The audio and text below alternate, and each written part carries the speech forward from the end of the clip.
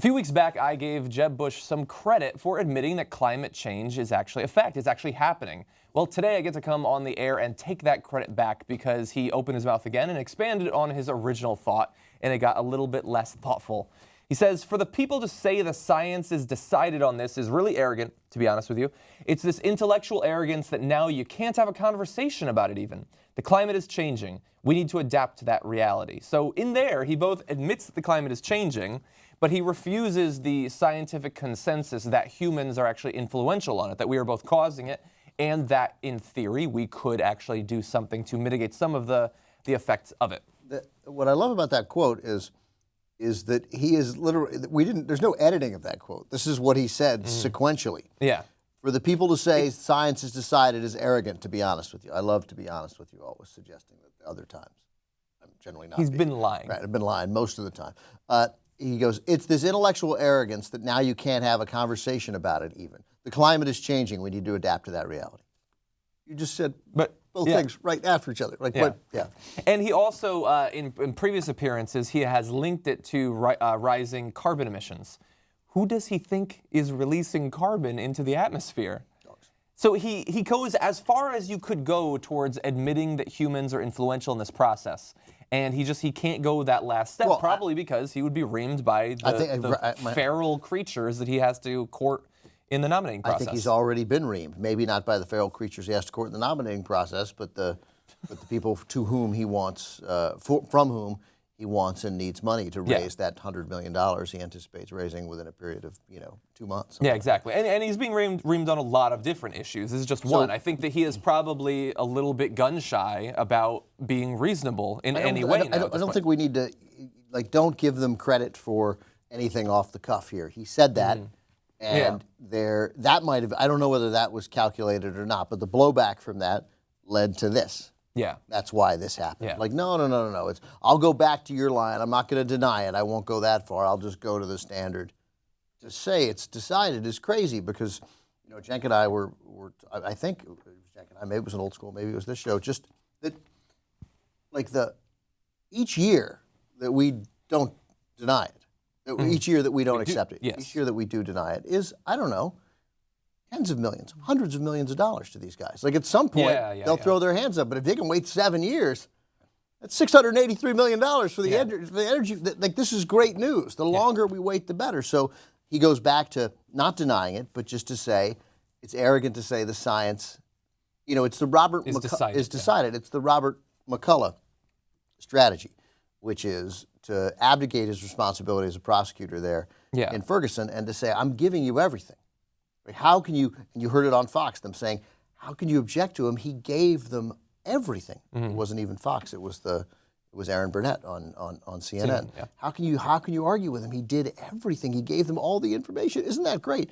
And Bush is saying here, I'm just saying I'm getting all the information from both sides. Yeah. You can't get on me from that. I hear you about climate change. I hear you. Interesting point.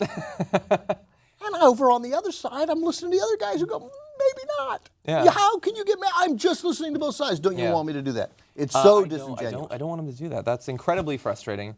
He goes on to say, I don't think the science is clear of what percentage is man-made and what percentage is natural. It's convoluted. I don't think the science is 100% clear about what percentage is which, but I think that it's fairly clear that it's too much percentages, and perhaps if we were to do something, we could cut back on that.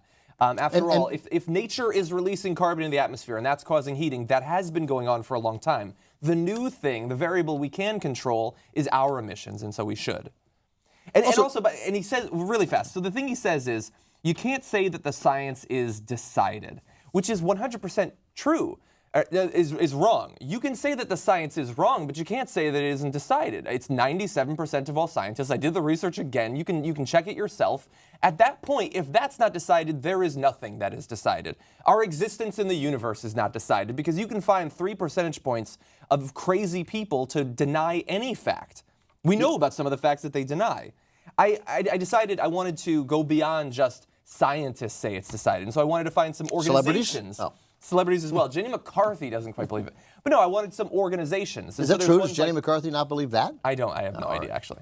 So I saw the American Association for the Advancement of Science, the American Chemical Society, the American Geophysical Union, the American Medical Association, the American Meteorological Society, the American Physical Society, other societies that I can't pronounce. You just went through the A's. No, I stopped. I stopped before the end of the A's because there's too many major scientific organizations comprising dozens or hundreds of thousands of scientists who actually do work in this field who believe that it is settled. And he is wrong when he says that we can't have a conversation about it. A conversation is going on about it right now, but the conversation is being had between scientists who do research in this field, some of whom are sure that it's happening, some of whom might have problems with particular aspects of how they try to explain it, and they're doing research to disprove it. The conversation is not supposed to be between scientists doing research and jackasses trying to use it to score political points. That's not a productive conversation, Jeb Bush.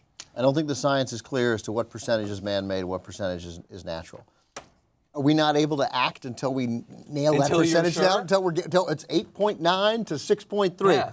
Okay, now we can do something. Lung cancer existed before cigarettes. We weren't worried about exactly what percentage was caused by cigarettes. We wanted people to know that it was causing lung cancer. I just wish every reporter was an ass, because then somebody could ask him, what difference does it make whether you get the percentages straight? That's a good point. It's bad. Like, so what do you wait? Why can't we? Is that what matters? Is that what we're talking about? Mm-hmm.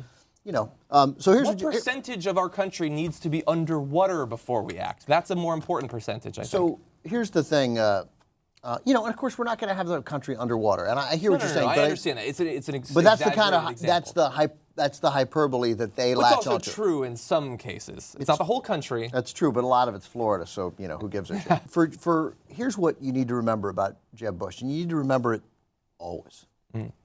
Top foreign policy advisors. Paul Wolfowitz, John Negroponte.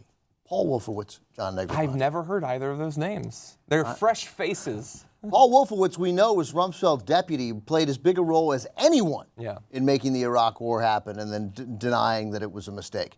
John Negroponte, slightly lesser known, but served President George W. Bush for 8 years in a variety of positions. But John Negroponte, ambassador to the UN from 01 to 04, and I read today that, you know, I mean, and like John Bolton, his appointment to the UN was the Bush administration's way of saying, fuck you. Not interested in you guys. Yeah. Right?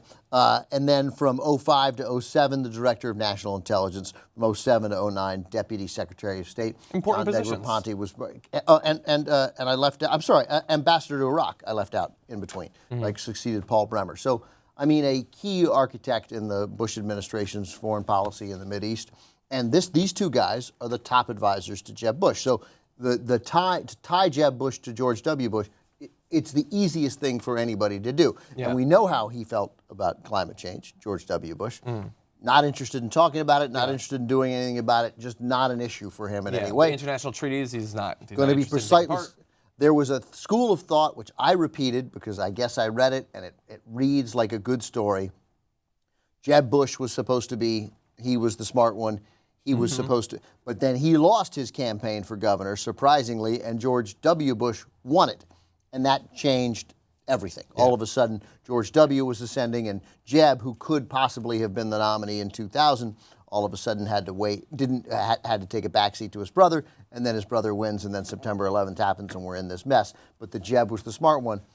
He doesn't sound as dim as his brother, and his brother is so exceptionally dim, so clear, that I can't believe Jeb is this dumb. Yeah. But this notion that you surround yourself with the same advisors. And by the way, not the same advisors, because back then, at least, those advisors had not been responsible for now that we know. Iraq war. Now we know. They're worse than they were when George W. chose them. He's stupider than George W. Bush. That's right. That's the thing. First of all, there doesn't need to be a smart one and a dumb one. There can be a dumb one and a slightly less dumb one. You know? Well, like my family. Right, totally. Yes. Like the Iadarolas. Yeah. Right. So, and now, what do you have to do in government to not get another job? Like, I'm not suggesting that Paul Wolfowitz and John Negroponte need to go to jail, although, but let's not say that's not the point. That's not the point. But the point is, at some point, you can just say, you guys have to fend for yourselves in the private sector. Like, you've lost the right to be in government. Yeah. The work that you guys, what you did was so heinous, so wrong, so horrible on so many levels that, you're done. You just have to be millionaires. Yeah. Sorry. You just have to live in luxury for the rest of your horrid life.